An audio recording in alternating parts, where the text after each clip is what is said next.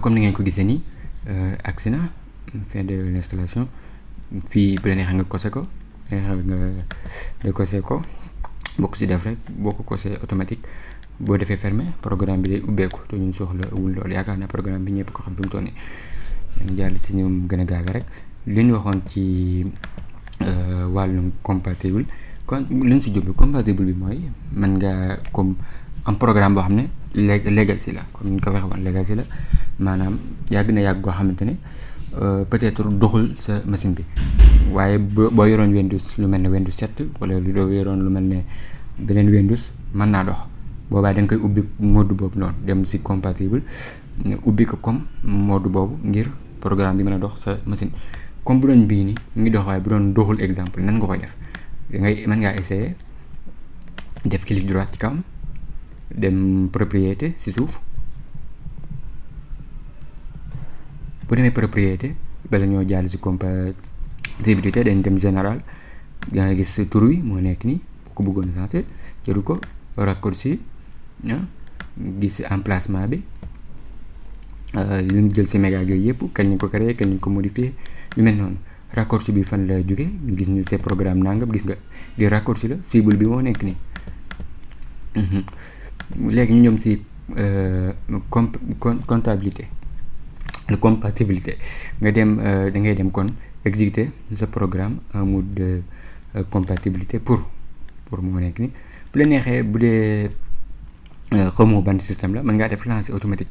boo defee lancer machine bi moom mooy wër jéem a xool ban la amal ban système la boo xamante ne bu ko yoroon dina dox yaakaar na ko waaye bu dee xam nga ko mi ngi koy yóbbu mode bi rek tànn ban nga soxla Vista Service Pack 1 2 7 wala 8 bu doon programme bu yàgg la waaye dina dox si 7 waaye du dox si yow mën nga def 7 def appliqué loolu mooy mode compatibilité bi. am na tamit bu la neexee programme bi nga ubbi ko en tant que administrateur bu doon saa soo ñëwee rek programme bi fi ubbi woo ko bu defoo clic droit def en tant que administrateur du dox normal mën nga kose fii def appliqué am saa soo ñëwee soo ko ubbee day ubbeeku comme administrateur waaye loolu waxoon naan comme dans ji administrateur da ngay àttewoo machine bi lépp bu doon programme boobu exemple dafa am virus wala lu mel noonu day contrôler machine bi administrateur daal machine bi lépp ngay contrôler si gàttal moo tax ñu créé lu mel ni ay compte local ak yu mel noonu am na mooy ñaar yooyu wax nañ bi comme compatibilité bi mooy ban ak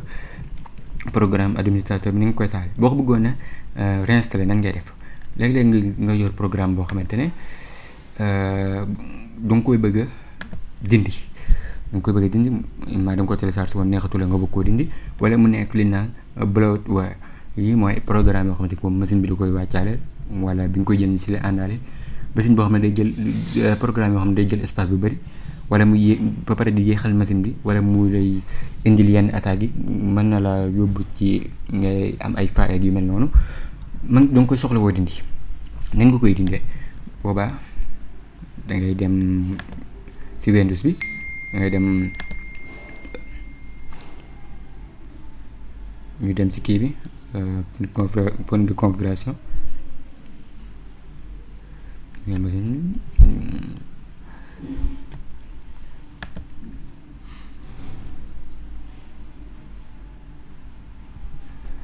point de configuration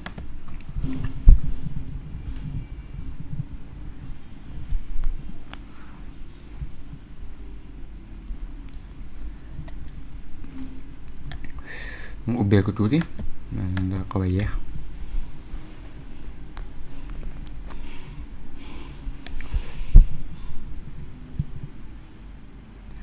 bu la neexee nga bàyyi ko nii mooy gën a gaaw boo xool wane woon nañ ko ni ñu koy defee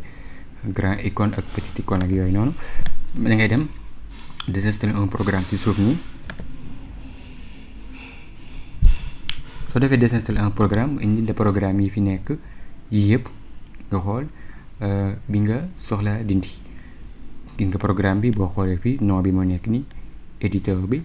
installé kañ ñu ko installé programme bi installé woon sànq bi ngi nii taille bi ñaata lay jël léegi machine bi buy waaj a fees ak yu mel noonu nga xool programme ban mooy lekk lu bëri ak benn version la yore fii comme pour doon dañoo bëgg a dindi benn da ngay bës OneDrive rek comme exemple bu doon bii lañ bëgg a dindi dañ koy bës def désinstaller.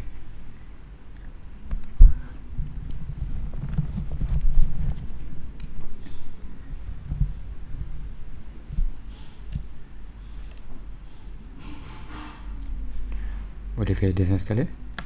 wala bu la neexee tamit nga def clic droit ci kaw ñoo yam nga bës fii nga def clic droit mun na la nga xaar tuuti machine bi moo ngi koy def ay wàllu moo ngi koy programme ak noonu pour désinstaller ko.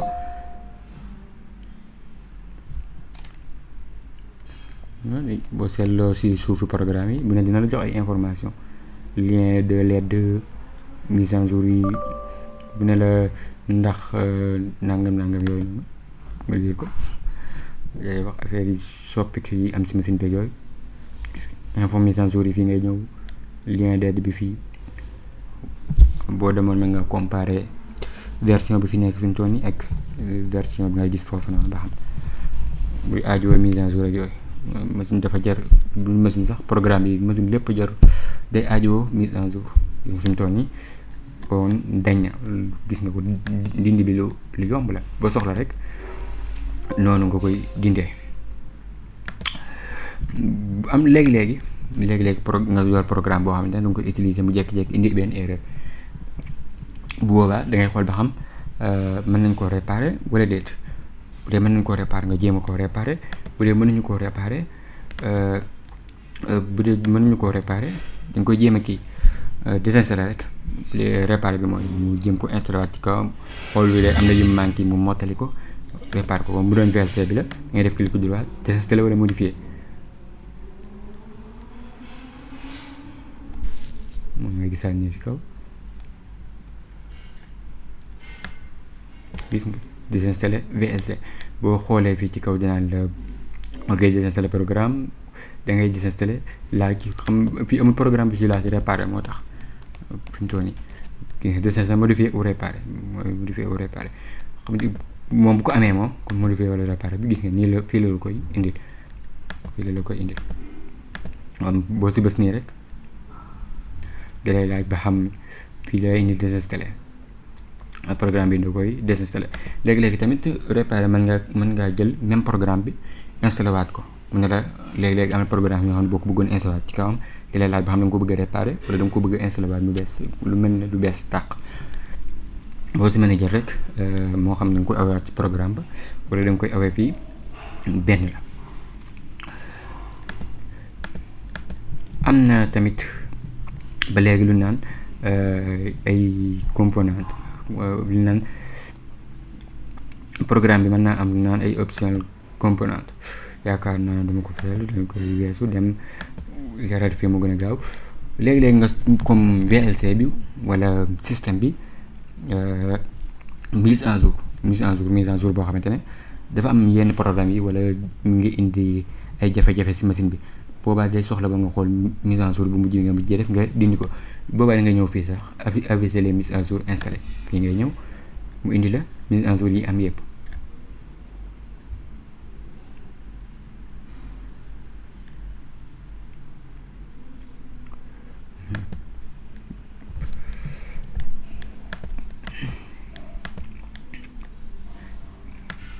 exemple ñett yi la indeegun mun na la kañ lañ ko installé moo nekk ni bu doon mise à jour bii da nga koo def ci machine bi mu indi ay programme yu demee noonu mën ngaa supprimer mise à jour bi désinstaller rek ngay bës comme ni ñu ko defee woon mu laaj bu dee am na yu mu lay laaj suivant rek ngay def ba jeex booba boo defee désinstaller automatique da koy supprimer fi mu toll nii mënuñu koo supprimer moo tax xam ne maa ngi ragal muy dem redémarrer waat machine beeg yu mel noonu di gën a yeexal machine bi waaye boo xamee fi ñu koy defee rek lu yomb la. ba léegi am na li naan ay fonctionnalités yoo xam ne Windows bi da koy wàccaale yooyu mooy lan ngeen def activer wala désactiver ay fonctionnalités yoo xam ne Windows bi da koy wàccaale bu la neexee nga activer ko bu la neexee nga désactiver ko léegi-léegi mën ngaa toll foo xam ne da ngay soxla lenn li nga ñëw activer ko léegi-léegi nga soxla yoo xam ne da nga koy désactiver nga ñëw désactiver ko nga patienter tuuti mu affiché ko boo defoon ni exemple ngay gis yim lay indi nii yëpp ay fonctionnalités yoo xam ne Windows bi da koy wàccaale comme PowerShell bi ñu ubbi woon leçon bi jàll bu ko bëggoon a désactiver mel noonu exemple ay Net Framework gis nga bu am yii nii jëlul yëpp boo bëggoon activer rek da ngay coché def OK boo bëggoon activer noonu nga koy activer da nga koy coché comme client TFP comme client telnet bi mën nga ko activer bu la ne jot nga koy activer waaye pour kii la rek naa xool boo xam ne dinaa ko mën a activer pour mu gën a leer comme internet explorer bi xam ngeen ko internet explorer danay wax fii bu ma ko bëggoon désactiver nii laay def mu ne la boo ko désactiver mën na effecté nangam comme fii bu dee d'accord nga def fii def ok après mu désactiver ko comme am na yoo xam ne da nga koy soxla comme amoon na fi ay jamono yoo xamante ne bu méttiwul sax mën na at SMB bi da doon waral ay failles Windows bi du ko am bu dee SMB bi utiliser woo ko te mën na laa indil ay failles mën nga ko désactiver boo ko désactiver ok rek ngay def dafa activé woon yaakaar naa maa ngi koy xoolaat maa ko désactivé woon comme bii nii support de partage de fichiers pour partage ay fichiers bu la neexoon nga installer sous système Windows pour Linux am nañu ko xam mën nga ko war Google xool ko ba la neexee def ok bu defee ni mu xool fichiers yi mu àndal pour mën ko dindi loolu mooy yenn fonctionnalité yi nga xam ne wàcc yàlla nañ ko Windows te mën na laa amal njariñ loolu léegi-léegi léegi-léegi nag nga désinstaller benn application mu bañ day bañ daal loo ko désinstaller boo paree da nga ko fi fekkaat bu boobaa da ngay dem xooli documentation bi xool niñ koy flasher benn par benn léegi-léegi boo xoolee documentation bi comme mën na laa wax demal programme file nga supprimer fii sa nangam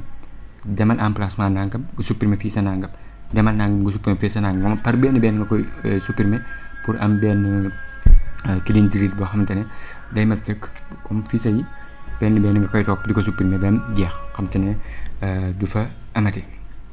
kan ëpp solo fii yaral nañ ko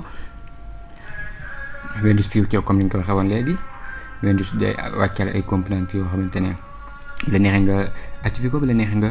désactiver ko léeg-léeg mu amal na njariñ léeg-léeg mu bañ laa amal njariñ lu ñu si amal njariñ bu ma leer ne mën naa amal njariñ te mën nañ see dikkaat incha allah dinañ si dikkaat booba après dañuy dem vidéo bi toll am na lu naan licence software mooy li ñu waxoon léegi programme boo gis peut-être mën naa am benn licence bu ko tënk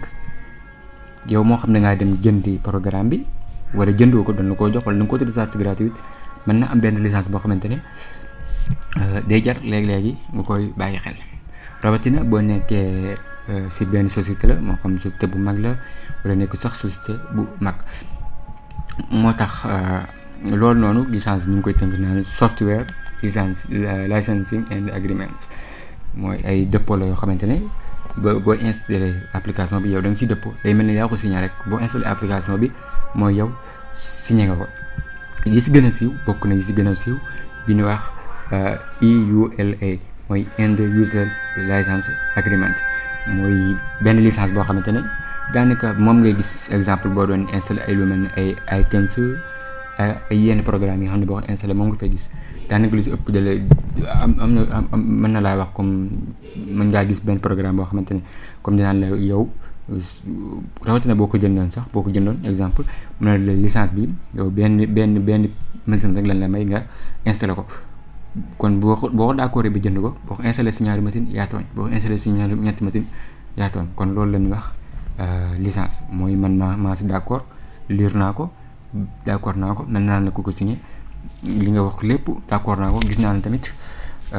baax na si man daal loolu mooy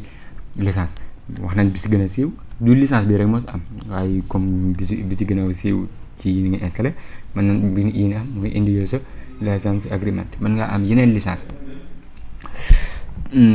nag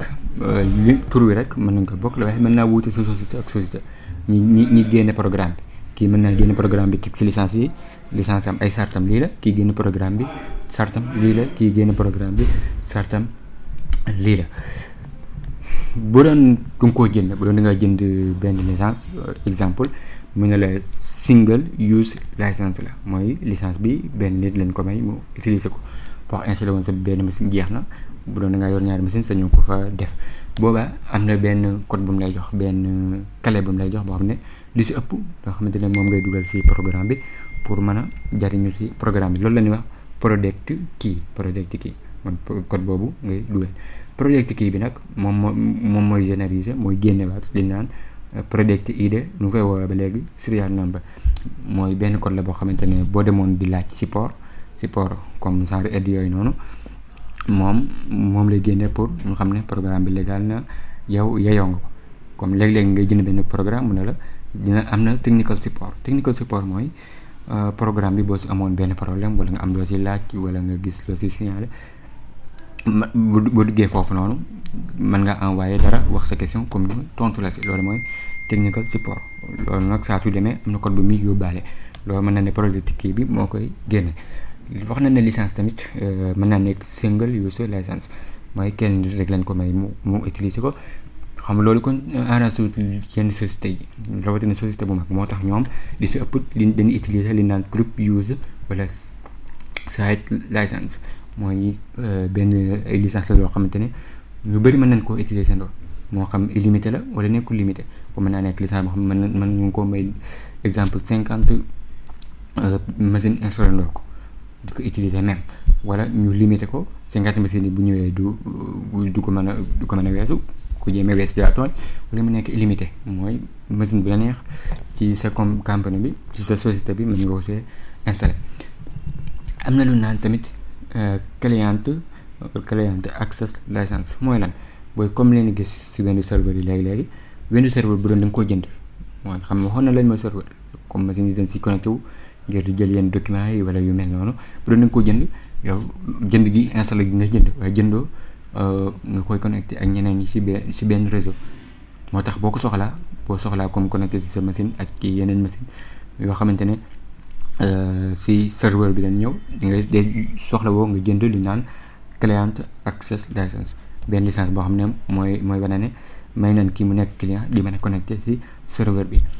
yooyu yëpp nag boo ko fi bàyyee licence yeeg yooyu noonu dem wëri benn programme boo xamante ne